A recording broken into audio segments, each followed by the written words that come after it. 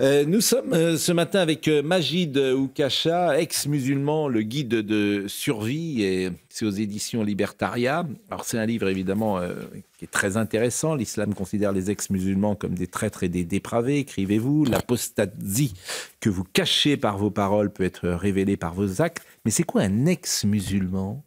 Un ex-musulman, c'est quelqu'un qui croyait en l'islam jadis. Souvent, comme la majorité des musulmans, il a été éduqué familialement dans l'islam. Et à un moment donné, il a cessé d'y croire, mais malheureusement, c'est dangereux pour les ex-musulmans. C'est un secret de polichinelle, mais ça se sait parmi les communautés musulmanes. C'est dangereux de déclarer ouvertement qu'on a renoncé à l'islam. C'est dangereux autant dans des pays islamiques que même en Europe. Par exemple, dans les pays islamiques, on est quand même au XXIe siècle. Parmi les 42 pays islamiques du monde, aucun encore à ce jour ne reconnaît le droit de quitter l'islam, de renoncer à sa foi, ce qui est un droit totalement évident, par exemple, dans nos nations occidentales. Et donc, ils risquent là-bas, dans ces pays, pour la majorité, des peines qui vont de privation de droits civiques, peine de prison, voire même peine de mort. Et les ex-musulmans comme moi, qui sont nés, qui ont grandi, qui vivent dans le monde occidental, en Europe, en France, ils risquent aussi, parce que moi je suis une exception statistique qui a la témérité d'oser le dire publiquement, mais ils risquent aussi la mort sociale, ils risquent la diabolisation communautaire ou familiale, voire même des agressions physiques, parce que c'est un tabou, c'est considéré comme une honte, on est considéré comme un traître quand on quitte l'islam dans cette religion. C'est pour ça que la plupart des ex-musulmans, d'ailleurs on ne peut même pas encore les dénombrer, c'est un phénomène assez récent qui s'est manifesté grâce à Internet et la sécurité qui nous permet de témoigner anonymement, même si encore une fois je suis une exception qui ose en parler, mais c'est vrai que les ex-musulmans en général, soit se cachent parmi la population musulmane, font semblant d'être musulmans, ne le disent pas, soit ils emménagent loin de leur cité, de leur quartier, pour enfin vivre librement sans être obligés de pratiquer l'islam. Alors il est 10h02, Somaya Labidi nous donne les titres. Je rappelle votre livre « Ex-musulman, le guide de survie ». À travers ce guide de survie de l'ex-musulman, je vous invite donc à découvrir avec moi 10 règles essentielles, écrivez-vous, à connaître avant d'annoncer aux musulmans qui vous entourent que vous avez quitté l'islam. Et ces 10 règles, donc l'islam considère les ex-musulmans comme des traîtres et des dépravés. Oui. Vous l'avez dit tout à l'heure. L'apostasie que vous cachez par vos paroles peut être révélée par vos actes, c'est-à-dire en fait, comme je vous ai dit, la plupart des ex-musulmans, déjà, on ne sait pas leur nombre. C'est très important à comprendre. On ne sait pas leur nombre, puisque la plupart, en fait, ont peur de l'avouer à leur famille, à leur communauté, et parce qu'en fait, ils ont peur d'être rejetés, ils ont peur d'être diabolisés, ils ont peur des représailles. C'est à peu près toujours la même chose, c'est-à-dire que ça se passe très très mal en fait quand on veut expliquer à nos proches, notre communauté, nos amis pourquoi on a quitté l'islam. Et il y a une raison théologique à ça. Je vous expliquais tout à l'heure qu'il y a 2 formes de danger pour nous, c'est-à-dire soit un danger dans les pays islamiques, juridique, gouvernemental, soit un danger de diabolisation sociale et de mort sociale en Europe. En fait, le point commun des deux, c'est tout simplement que la religion islamique, à travers ces 2 personnages principaux, Allah, le Dieu en lequel croient les musulmans, et le prophète Mohammed, exemple comportemental des musulmans, ont criminalisé la sortie de l'islam. C'est très important. Et malheureusement, c'est ce qui explique la chasse aux sorcières anti-apostat. Je donne juste un petit point en 30 secondes pour me justifier. Par exemple, le prophète Mohammed, dans ses textes de hadith qui décrivent ses comportements et paroles, a dit, et je rappelle que c'est l'exemple comportemental des musulmans, il a dit qu'il fallait tuer ceux qui quittent l'islam. Hadith Bukhari numéro 6878, numéro 6922.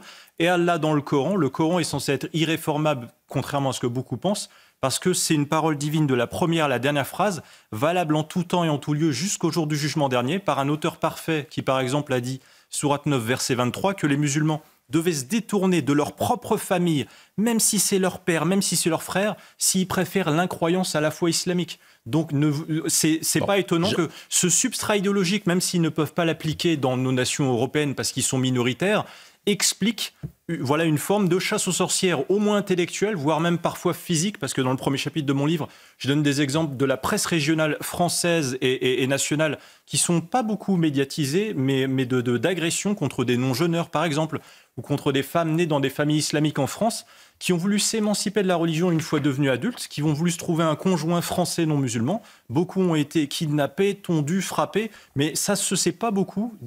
C'est un phénomène assez récent, en fait, la médiatisation des ex-musulmans. D'ailleurs, moi, je suis un des premiers, je crois même être le premier en France à avoir osé montrer mon visage et avoir dit non, il faut critiquer l'islam au nom de la liberté de conscience et de tout simplement la liberté d'expression. Parce qu'en fait, c'est une révolution grâce à Internet. Tout à l'heure, vous parliez de Twitter, c'est très important.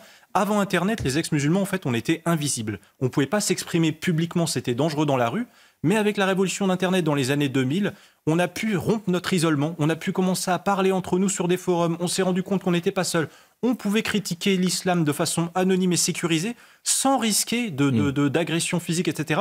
Et la révolution d'Internet, moi je remercie cet anonymat au moins pour ça, même si je suis contre effectivement le harcèlement, parce qu'en fait, Internet c'est le seul endroit où les ex-musulmans peuvent voilà, s'exprimer. Alors, il y a 6 ou 7 millions de musulmans en France. Officiellement, plutôt une dizaine de millions, je dirais. Une dizaine, bon. Mais tout le monde n'a pas un rapport à la lettre, quand même, j'imagine, avec la religion musulmane. Il y a 40 millions de catholiques en France, ils ne sont pas à la lettre de ce qui a été écrit dans les évangiles. Ils prennent un peu de distance. Alors, hélas, la distance critique n'est pas possible pour 2 raisons, puisque comme je vous ai dit, en fait, il faut comprendre une chose. La difficulté des ex-musulmans à expliquer à leurs proches pourquoi ils ont quitté l'islam, ça tient en 2 dogmes qui ne sont pas forcément offensifs envers les ex-musulmans. Premièrement, 99% des musulmans que vous connaissez sont nés dans des familles islamiques, ont été éduqués dans l'islam depuis tout petit, et notamment en la croyance de l'enfer éternel qui attend, et des tortures de l'enfer qui attendent ceux qui se détournent de l'islam et quittent l'islam. Et c'est très important parce que du coup, ça fait que la plupart des musulmans, sans faire d'essentialisme, en fait, ont du mal à être réceptifs quand ils entendent un des membres de leur famille leur expliquer ou de leurs amis pourquoi ils ont quitté l'islam, parce qu'en fait, ils ont peur souvent d'écouter nos arguments qui aboutiraient au fait qu'ils pourraient douter éventuellement d'être convaincus. Ceux qui sont nés en France, ils sont quand même imprégnés par le siècle des Lumières. Alors, ils sont allés à l'école, à l'université. Ils peuvent avoir un peu de distance par rapport à cela, quand même, j'imagine. Non, parce que le dogme de la perfection du Coran oblige, de la première à la dernière phrase, fait que les musulmans, en général, sont dans une forme de tension théologique. Ils ne peuvent pas admettre la moindre erreur ou le moindre problème avec leur texte islamique. Donc le siècle des Lumières de ceux qui sont nés sur le sol de France n'est pas arrivé dans leur cerveau. Pour l'instant, on ne sait pas trop. Le fait que ce soit dangereux de déclarer avoir quitté l'islam, ça peut contenir effectivement beaucoup d'ex-musulmans à s'exprimer. Pour l'instant, on ne sait pas vraiment leur véritable nombre. Par contre, ce que je peux vous dire, c'est que la différence entre les gens comme moi, nés dans l'islam et qui à un moment donné quitteront l'islam, et les gens nés d'une famille musulmane qui ont été éduqués et qui continueront de l'être à l'âge adulte, la différence, c'est la croyance en la superstition ou la science. Et moi, je peux vous assurer que ce dogme de la perfection fait qu'ils ne peuvent pas reconnaître la moindre erreur ou le moindre problème. Par contre, ce que je sais, c'est que nous, on subit une image. En fait, on passe pour des fous quand on veut essayer de s'expliquer auprès de nos proches. On passe pour des fous, pour des gens. Par exemple, c'est dans la croyance islamique. Dans la croyance islamique, il est dit que le diable susurre aux ex-musulmans l'idée de douter de l'islam et de s'éloigner de cette religion, que le diable nous enfonce le doute dans le cœur. Et du coup, on passe pour des fous auprès de nos proches qu'on veut justifier, qui se contentent de réciter ce que le diable nous a dit de J'entends bien, mais moi, ce qui m'intéresse, vous, ce que vous dites, c'est que sur les 10 millions de musulmans en France qui vivent sur notre sol, vous dites 90 ou 95%. Non, bien sûr que non. La majorité même, je pense, tolérerait dans l'absolu, mais le problème, c'est une question de... En fait, c'est une religion de flicage communautaire, et la minorité extrémiste parmi eux, la peur de cette culture de la réputation, et qui fait qu'en fait, tout le monde a peur pour sa réputation, par exemple, de valider les ex-musulmans, puisque par définition, Allah les criminalise, ils ne peuvent pas dire devant tout le monde qu'ils soutiennent la liberté de conscience des ex-musulmans, tandis que dans leur religion, c'est interdit. Je pense que c'est une religion de beaucoup d'omerta. Je pense qu'une grande majorité tolérerait les ex-musulmans, mais malheureusement, l'appel à l'autorité d'une petite minorité parmi eux qui rappelle à l'ordre, ce flicage communautaire fait que c'est difficile pour les ex-musulmans d'oser. Alors, ce qui est vraiment passionnant, donc les règles essentielles de survie. Alors, vous dites même le non-respect d'un seul jour de jeûne de Ramadan, qui n'est en soi pas nécessairement une preuve claire et définitive d'apostasie, peut conduire à des agressions violentes dans un pays occidental, laïque et libéral comme le nôtre. La presse française relate ainsi parfois des histoires d'agressions contre des non-jeûneurs, c'est ce que vous disiez tout à l'heure. Même des enfants, des adolescents, même des collégiens, collégiennes pour une sucette. Ça, dans les années 70-80, lorsqu'il y avait moins de musulmans sur le sol de France, c'était respecté de la même manière ? Parce que moi, j'ai pas le sentiment... Par exemple, je rencontre souvent des musulmans qui ont 60 ans, 65 ans, 70 ans, qui disent « Mais nous, on n'a pas du tout ce rapport à notre religion. » Alors, c'est une variable parmi tant d'autres. Il y avait moins de musulmans. On était dans une France qui était plus exigeante envers son immigration et les enfants de l'immigration par devoir d'intégration et d'assimilation, ce qui fait qu'ils se sentaient peut-être plus discrets, moins légitimes à exhiber ou à revendiquer au nom de leur religion. En parallèle, la France a fait l'erreur, selon moi, de construire des milliers de mosquées en peu de temps sur le territoire français en y faisant officier des imams de l'étranger avec leurs mœurs de l'étranger. Moi, je sais, par exemple, je suis né en France et j'ai grandi dans une double culture, à la fois, occidentale et islamique. Et en fait, je suis né dans cette France qui imposait un devoir d'intégration. Je me suis intégré... Et tous les musulmans ont j'imagine, cette double culture. Je pense que les années 90, c'était encore la dernière époque où on avait ce devoir d'intégration qu'imposait la France.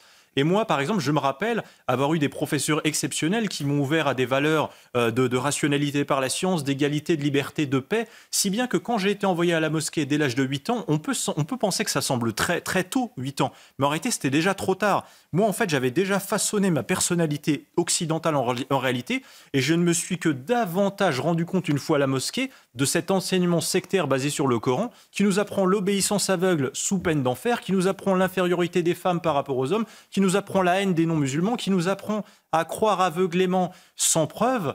Et je pense qu'effectivement, ça m'a permis, moi, de quitter ça. Mais les générations... Pardonnez-moi, ce que vous dites est terrible. On vous apprend la haine des non-musulmans à la mosquée. Avec un enseignement basé sur le Coran, c'était à l'époque. Mais je pense qu'aujourd'hui, déjà... Parce que ça, je trouve que c'est terrible. Je pense que des choses ont changé. Et à la fois, aujourd'hui, la plupart des imams se savent observés par les RG, potentiellement filmables par un smartphone, mais en parallèle, en réalité, les musulmans aujourd'hui peuvent se radicaliser. Ils n'ont plus besoin de mosquées, puisque grâce à Internet, les prêcheurs du monde islamique, en fait, peuvent leur donner l'accès à... Soumaïa Labidi nous rappelle les titres et on va poursuivre la conversation.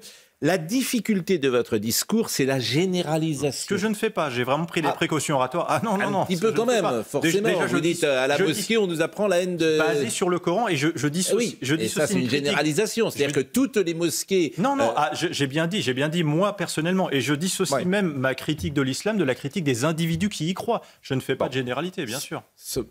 Non, je prends beaucoup de précautions oratoires, je vous assure, je fais très attention. En tout cas, ce livre est vraiment très intéressant. Soumaïa Labidi nous rappelle les titres. J'imagine que France Inter ne va pas vous inviter et quelle époque ne va pas vous inviter. Merci Majid Oukacha, il nous reste 2 minutes. Si vous avez refait votre vie loin de l'islam, qui vous a trop longtemps jugé, persécuté ou emprisonné, vous savez que chaque jour de tranquillité qui vous dispense de rendre des comptes à Allah et ses contremaîtres humains autoproclamés est un acquis précieux. Cette nouvelle vie supposera néanmoins pour beaucoup d'apostats une part de vigilance et de solitude. Bien sûr, parce que je décris dans mon livre 2 profils les plus courants. Les ex-musulmans qui doivent faire semblant d'être musulmans parmi leur communauté. Donc ça passe par le discours, mais ça passe aussi par le comportement. Ils ne doivent pas se faire prendre. Et à la fois, je décris aussi cet autre profil des ex-musulmans qui ont choisi de déménager loin de leur communauté pour pouvoir vivre tranquillement et ne pas être obligés d'obtempérer aux ordres islamiques. En tout cas, avec ce livre, je voulais décrire à un public non musulman, que vous soyez athée, chrétien, bouddhiste, juif, ce que ça fait de vivre dans la communauté islamique, même en France, même dans le monde occidental, à travers le regard d'un ex-musulman qui soudainement perd la foi et doit essayer de survivre socialement, à défaut de survivre physiquement, et de s'expliquer. Aujourd'hui, votre vie, je ne sais pas dans quelle activité professionnelle vous êtes. Je suis vidéaste, j'ai une chaîne YouTube, sans doute l'une des plus connues de France. J'ai presque publié 200 vidéos de critiques sur mon ancienne religion, l'islam. J'en fais la critique scientifique, je démontre sa dangerosité, je démontre sa violence. Mais vous êtes mis en danger, vous êtes ciblé, je suis évidemment menacé parce que je fais partie des rares personnes qui ont osé montrer leur visage et le critiquer, mais c'est rien du tout. Moi, je me sens vraiment être un patriote français qui veut aider la France. Je veux faire vivre la liberté d'expression, la liberté je veux défendre la liberté de conscience, et je me fais vraiment un devoir de faire ce travail, et c'est rien du tout à côté. Est-ce que vous êtes invité sur des plateaux contradictoires lorsqu'on parle, par exemple, de l'islam? Est-ce que votre voix est entendue? C'est surtout via des médias d'internet. D'ailleurs, ça renvoie un petit peu. Mais sur le service public, par exemple? Non, jamais. Mais c'est ça qui est quand même un vrai souci. Pardonnez-moi, parce que je veux bien qu'on parle de supprimer Twitter, etc. Je me demande si parfois il ne faudrait pas supprimer le service public, parce que on a l'impression que toutes les paroles ne sont pas écoutées. Et je vous remercie d'ailleurs, parce que c'est très rare de donner la parole à des ex-musulmans ou à des opinions critiques de l'islam sur des plateaux télé. Donc vous participez vraiment à ce pluralisme des opinions qui, pour moi, est plus important que des arguments techniques de savoir si le média appartient au privé ou au public. Et je pense vraiment que... Je pense, ouais, c'est un phénomène naissant grâce aux réseaux sociaux, le pouvoir des ex-musulmans à pouvoir maintenant s'exprimer. C'est un des sujets les plus tabous en France, la critique de l'islam. Et voilà, je pense que ça n'est que le début. Notre émission est terminée.